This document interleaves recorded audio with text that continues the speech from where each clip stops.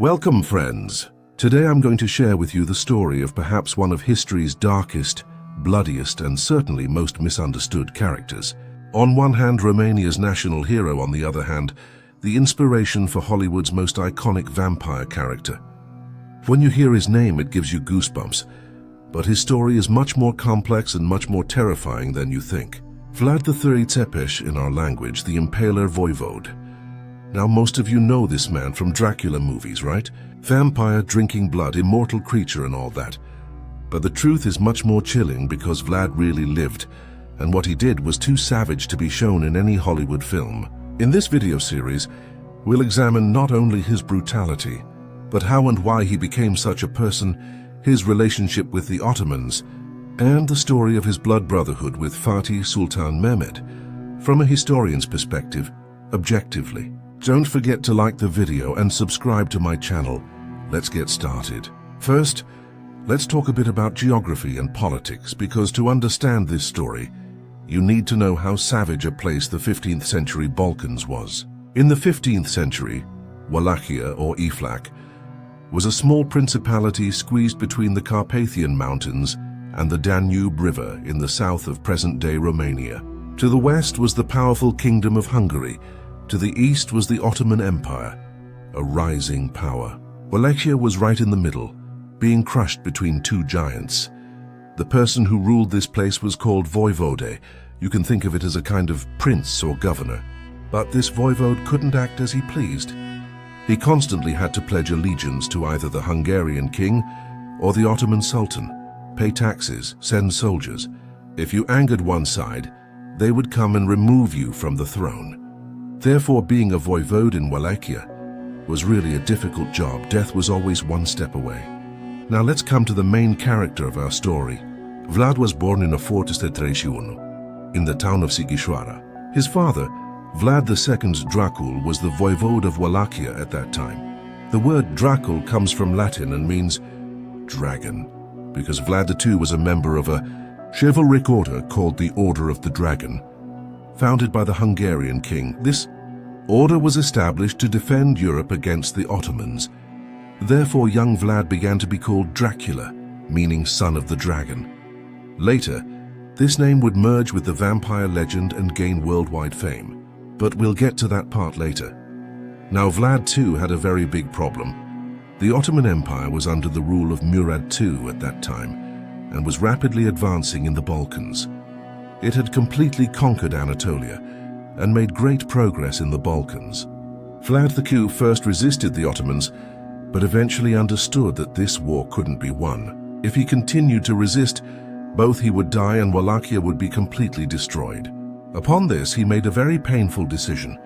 He declared his loyalty to the Ottomans, and worst of all, he had to give his two sons as hostages to the Ottomans. In 1442, young Vlad and his brother Radu, only 11-12 years old, were taken from their father and brought to Ottoman lands. Imagine the pain a father experiences. But this was very normal at that time.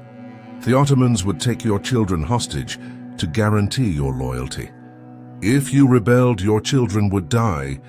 Thus, they both guaranteed loyalty and raised those children according to the Ottoman system, to later make them pro-Ottoman rulers in their own countries. A clever system, isn't it? Vlad and Radu were first taken to Edirne. Edirne was the capital of the Ottomans at that time. Istanbul hadn't been conquered yet. They were enrolled in a special education program at the palace. And here begins the most interesting part of our story, because in Edirne, young Vlad met the most important person in his life, Prince Mehmed. Yes, that Mehmed, who would later conquer Istanbul and go down in history as Fatih Sultan Mehmed. Vlad and Mehmed were almost the same age. Mehmed was born in 1432, Vlad in 1431. They studied together, learned to ride horses together, learned archery and sword fighting together. According to sources, they became very close friends, and according to some accounts, they even became blood brothers. Imagine, two children, one would become the Ottoman Sultan in the future. The other would become one of the Ottomans' greatest enemies. This is very important because this is why Vlad knew the Ottomans so well. The man was raised in the Ottoman Palace. He learned Ottoman war tactics. learned Turkish, learned Islam, saw the Ottoman state system from the inside. Later, when fighting against the Ottomans, he would use this knowledge. They say knowing your enemy is the greatest power, and Vlad knew his enemy very well. But there's a very critical point here. Vlad was being held as a hostage in the Ottoman palace, but wasn't being mistreated. On the contrary, he was raised like a prince. He received a good education, ate good food, was shown respect, but still he wasn't free, and this opened deep wounds in Vlad's psychology. On one hand, he was being treated very well, but on the other hand, he was a prisoner. He had been separated from his family, was far from his homeland. This trauma affected him deeply, and probably the seeds of the brutality he would later show were planted here. His brother Radu, however, chose a completely different path. Radu adapted to the Ottoman system, converted to Islam, and became a loyal commander to the Ottomans. In fact, he later became very close to Fatih Sultan Mehmed, and some sources even claim there was a special relationship between the two, but this isn't certain. What's important is this: two brothers under the same conditions but choosing completely different paths. Radu embraced the Ottomans, while Vlad accumulated great resentment inside. In 1447, a major event occurred in Walachia. Vlad's father, Vlad II Dracula, and his older brother Mircea were killed by Hungarian governor János Hunyadi. Hunyadi invaded Wallachia and made his own man, Vladislav II, the voivode. When young Vlad heard this news in the Ottoman Empire, his world collapsed. His father and brother were dead, others had seized the throne, and he was a prisoner in the Ottoman Empire, unable to do anything. But the Ottomans saw this situation as an opportunity. Murad II made an offer to young Vlad: "We'll put you at the head of Wallachia, but only on the condition that you remain loyal to us." Vlad accepted because he had no other choice. In 1448, with Ottoman support, he returned to Wallachia and began fighting against Vladislav II. This was Vlad's first period as voivode, but it was very short, only 2 months, because the Hungarians immediately intervened and removed Vlad from the throne and sent him into exile in Moldavia. The young man experienced great disappointment. He had been held captive in the Ottoman Empire for years, finally gained his freedom, sat on his throne, but lost everything just 2 months later. The following years were very dark for Vlad. He lived in exile in Moldavia, was powerless, had nothing, but inside him was great anger and a desire for revenge. His father had been killed, his brother had been murdered with torture, he himself had been imprisoned twice and removed from his throne once. This man was now used to suffering, to being oppressed, and he had sworn to make those who did this pay. In 1456, the great opportunity came. János Hunyadi died and a power vacuum formed in Hungary. Young Hungarian King Matthias Corvinus needed someone to protect his southern borders. And Vlad, who had received Ottoman training, had war experience and was hungry and angry, was a candidate. Corvinus gave him an army and said, "Go take Wallachia." Vlad was ready this time. In August 1456, he entered Wallachia and captured Vladislav II, and here the Impaler voivode was born. Vlad not only killed Vladislav, he brutally tortured him and impaled him. The stake was inserted from the lower part of the body and slowly moved upward. The victim would die suffering for days. This would become Vlad's signature. The 25-year-old Vlad was now the voivode of Wallachia, but this time it was different. He was now powerful, had an army, and most importantly would release all the anger inside him. From 1456 to 1462, for 6 years he ruled Wallachia with an iron fist, and these 6 years would be one of the bloodiest periods in history. Vlad's first task was to eliminate all his rivals in Wallachia. Most of the nobles had remained silent when his father was killed. Some had even supported it. Vlad found them all one by one. He let some rot in dungeons, killed some with torture, and of course impaled some. According to sources, the people witnessed thousands of nobles being impaled in a single day. Vlad was giving a very clear message. "I am here now, and this is the end for anyone who opposes me." But Vlad wasn't just a cruel dictator. He was also a very smart administrator. Theft was a big problem in Wallachia. One day, Vlad placed a golden cup in the center of town and made an announcement. "This cup will stay here. Whoever wants can come and use it but cannot steal it." The amazing thing is, that cup stayed there for months. No one dared to steal it, because everyone knew that if you stole it, your end would be the stake. The reason for Vlad's brutality wasn't just revenge. The man was also thinking very practically. Wallachia was a small principality and was constantly under threat. Vlad aimed to be respected both inside and outside by creating fear. He was giving the message, "The end of those who oppose me is the stake," to both his own people and to the Ottomans and Hungary. And it worked for a while. But right at this point, Vlad made a very dangerous decision. In 1459, he refused to pay taxes to the Ottomans. Remember, Vlad was once a hostage in the Ottoman Empire, was blood brothers with Fatih, but he didn't care anymore. He had sat on his throne, had become powerful and no longer wanted to bow to anyone. This decision would be the beginning of a fateful war between Vlad and Fatih Sultan Mehmed. In 1459, Vlad had made a very dangerous decision. He refused to pay taxes to the Ottomans. This was incredibly brave, but at the same time incredibly dangerous for that period. Fatih Sultan Mehmed was busy conquering some principalities in Anatolia at the time. But when he heard about Vlad's action, he was very surprised and saddened, because Vlad was his childhood friend, perhaps even his blood brother. This came to Fatih's mind. How could the man I grew up with, was educated with, betray me like this? Fatih initially treated Vlad very patiently.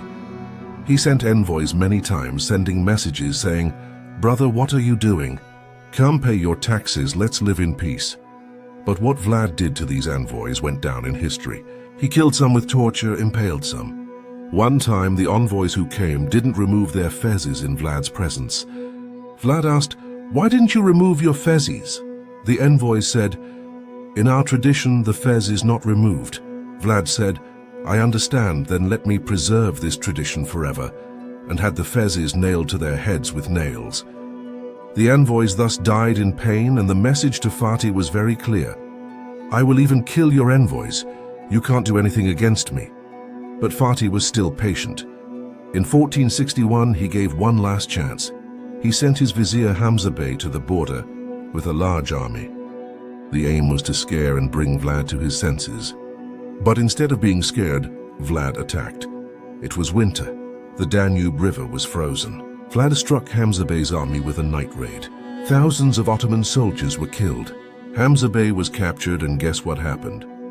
Yes, he was impaled, but Vlad didn't stop there. He cut off Hamza Bey's head, sent it as a gift to the Hungarian king, and wrote a message. "Look what I did to your enemy, the Ottomans. Support me, let's defeat the Ottomans together." After this, Vlad began attacking like crazy. He advanced along the Danube and plundered Nikopol, Vidin, and many Ottoman cities. According to sources, 25,000 Turks and Bulgarians were killed in these attacks, and all were impaled. Imagine 25,000 people impaled, dying in agony for days. This was an incredibly large number for that period. Vlad wasn't just killing soldiers. He was killing women, children, the elderly, everyone. His aim was to frighten the Ottomans and anger Fatih, and he succeeded. When Fatih Sultan Mehmed heard this news, his patience finally ran out. Friends, Fatih was a very patient person, thought strategically, didn't rush, but Vlad had really crossed the line. Fatih immediately began gathering an army. In the spring of 1462, he assembled one of the greatest armies in history. According to sources, 90,000 soldiers, cannons, cavalry, everything was ready, and Fatih himself set out at the head of the army. Normally, sultans didn't go on every campaign themselves, but this was personal. Vlad was an old friend, a blood brother, and now had become an enemy. Fatih would punish him personally. When the Ottoman army crossed the Danube and entered Wallachian territory, Vlad was very scared because his army was very small, maybe 20,000–30,000 people. He knew he couldn't fight the Ottoman army in open terrain. Instead, he made a very sinister plan: scorched earth tactics. He burned the crops everywhere the Ottoman army would pass, killed the animals, poisoned the water wells. He even released the lepers and plague patients from the prisons and encouraged them to mix with the Ottoman army. The aim was to wear down the Ottoman army from hunger, thirst, and disease, but these weren't enough. Vlad prepared the most horrific scene waiting for the Ottoman army. When the Ottoman army approached Târgoviște, the capital of Wallachia, an incredible scene appeared before them. 5 kilometers long, thousands of impaled corpses.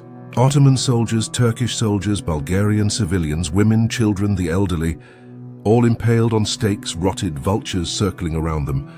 And in the very center, on the highest stake, stood Hamza Bey's corpse. The soldiers in the Ottoman army described this scene in their diaries, and you can feel their horror from the words. According to Vizier Mahmud Pasha's diary, "I have never seen such a scene in my life." Soldiers were vomiting. Some were running around as if they had gone mad. Some were praying. This was hell itself. Even Fatih Sultan Mehmed was shocked by this scene. The man had seen everything in wars, but this was at a different level. According to rumor, Fatih said this to his army that day. "I cannot know what a man who can burn his own land so mercilessly will do to us." But the Ottoman army didn't retreat. They captured Târgoviște, held the city, but they couldn't find Vlad. The man had escaped again, hidden in the mountains, in the forests. Vlad knew that he would lose in open battle, so he was using guerrilla tactics. He was making night raids, attacking Ottoman camps, then disappearing. One night he even tried to enter Fatih's tent, tried to kill him but couldn't succeed. He got so close that Fatih's men noticed at the last moment and prevented it. Fatih was very angry about this situation because he couldn't catch Vlad. The army was weakening due to hunger, disease, and psychological wear. Fatih made a very clever decision. He called Vlad's younger brother Radu. Remember, Radu had also grown up in the Ottoman Empire, but he had remained loyal to the Ottomans, had become a Muslim. Fatih told him this: "You will be the new voivode of Wallachia. Go find your brother and kill him." Radu entered Wallachia with an army and told the Wallachian people this: "I am your true prince. Vlad is dragging you into disaster. The Ottomans cannot be fought. Join me, let's live in peace." And many Wallachian nobles joined Radu because they were now tired of Vlad. The man had burned the country, impaled everyone. They were constantly at war. Radu seemed like a better option. Vlad understood that everything was over. His army had dispersed. His people had turned against him. His brother was coming to kill him. His only option was to escape. At the end of 1462, he fled to Hungary and asked King Matthias Corvinus for help. "Protect me, give me an army, let me take back Wallachia," he said. But Corvinus made a shocking decision. He arrested Vlad and threw him in prison. Why? Because Corvinus didn't want to fight the Ottomans. In Wallachia, there was now pro-Ottoman Radu, and peace had been established with the Ottomans. If Corvinus helped Vlad, war with the Ottomans would begin. Also, Corvinus had received money from the Pope for war against the Ottomans, but had used the money for himself. He wanted to appear to have embezzled the money by blaming Vlad, so Vlad had been betrayed even by the man he thought was his ally. Vlad was imprisoned in Hungary for 12 years. 12 years. But during this time, interesting things happened. Vlad established good relations with Hungarian nobles and even the royal family. He became Catholic, married a Hungarian nobleman's cousin. His life seemed to have improved, but the desire for revenge still burned inside. He was released in 1474. After being released, Vlad immediately began planning to take back Wallachia. He prepared for 2 years, gathered allies, and in 1476 he made the big move. He formed an alliance with his cousin, Moldavian Prince Stephen the Great, Stefan cel Mare, and together they attacked Wallachia. His brother Radu had died by then, replaced by another pro-Ottoman voivode. Vlad defeated him and became voivode of Wallachia for the 3rd time. He was 45 years old and had finally returned to his throne, but this victory was very short-lived. The Ottomans immediately took action. This time, Fatih Sultan Mehmed didn't personally lead the army. Instead, he sent Rumelia Beylerbey Mihalolu Ali Bey. Ali Bey was a very experienced commander and didn't underestimate Vlad. He moved quickly and besieged Vlad's army. In December 1476, Near Bucharest, the final battle took place. Vlad had only about 300 men left, facing thousands of Ottoman soldiers. The battle was short and bloody. Vlad's army was destroyed, and Vlad himself died. But exactly how he died isn't known. There are several different accounts. According to one account, an assassin disguised as a Turk killed him in his tent. According to another account, Vlad had disguised himself as a Turk because he often did this. But this time his own soldiers thought he was Turkish and killed him. According to a third account, he was killed normally during battle.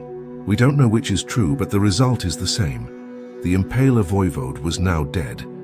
Ottoman soldiers tore Vlad's body into pieces. They cut off his head and sent it to Fatih Sultan Mehmed. Fatih stuck his former blood brother's head on a stake in Istanbul and displayed it for everyone to see. Isn't that ironic? A man who had impaled thousands of people throughout his life finally had his own head stuck on a stake.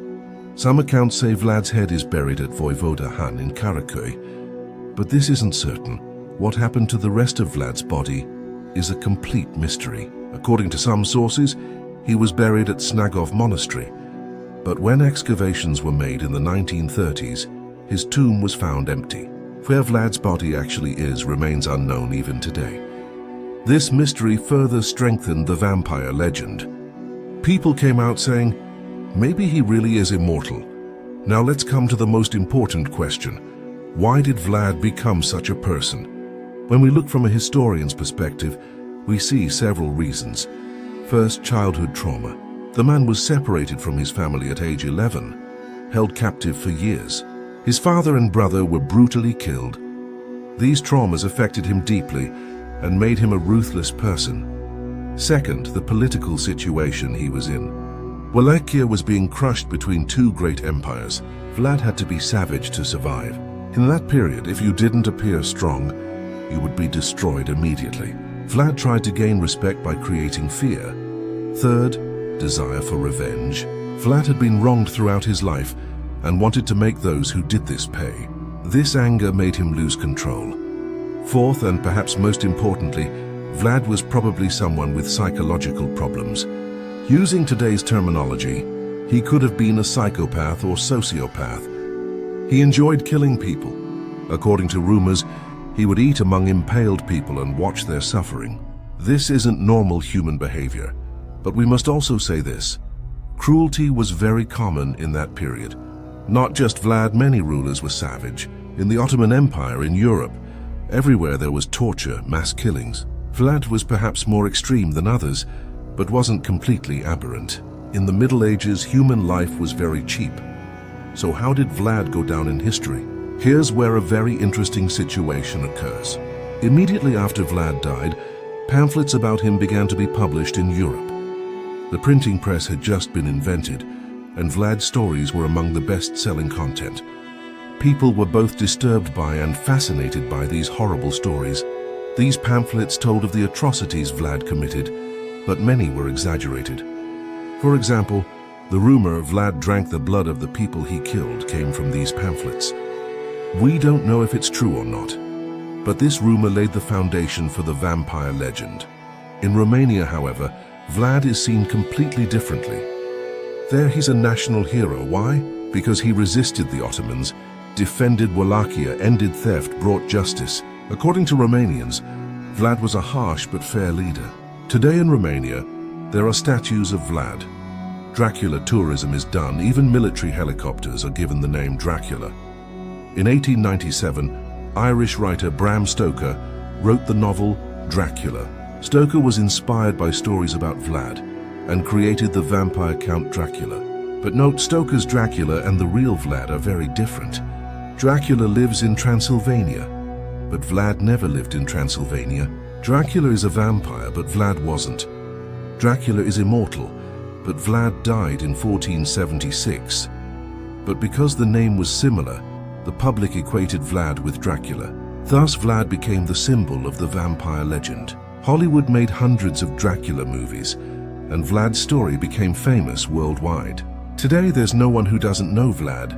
So was Vlad good or bad? As a historian, I can say this. Vlad was a complex character. He was cruel, ruthless, killed thousands of innocent people.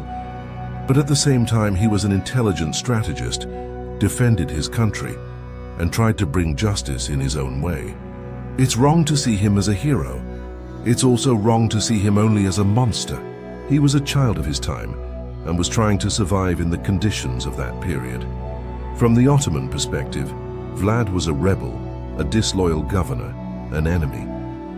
From Fatih's perspective, the most painful betrayal had come from an old friend. The man he had grown up with, perhaps been blood brothers with, had finally become an enemy. This must have deeply saddened Fatih. From the Romanian perspective, Vlad was a freedom fighter. He had defended little Wallachia against two great empires. He had harsh methods, but his goal was to protect his country. That's why even today Romanians remember him with love and respect. From the European perspective, Vlad was a barbarian, a monster, but at the same time, because he was someone fighting against the Ottomans, the Christian world somehow supported him. It's a complex situation. Finally, let me say this. Vlad's story shows us how complex people are. No one is completely good. No one is completely bad. Everyone is a product of their own conditions, traumas, and choices. Vlad did terrible things, but we must try to understand why he did them. History isn't just the story of good and bad people, it's humanity's complex story. Friends, the story of the Impaler Voivode ends here. I hope you enjoyed it. If you liked it, don't forget to like the video, comment, and subscribe to the channel. Turn on notifications so you'll be notified when new videos come out. Let's discuss in the comments what you think about Vlad, whether he's a hero or a monster. Follow my channel for more stories from the dark corners of history. See you in the next video. Take care of yourselves. Goodbye.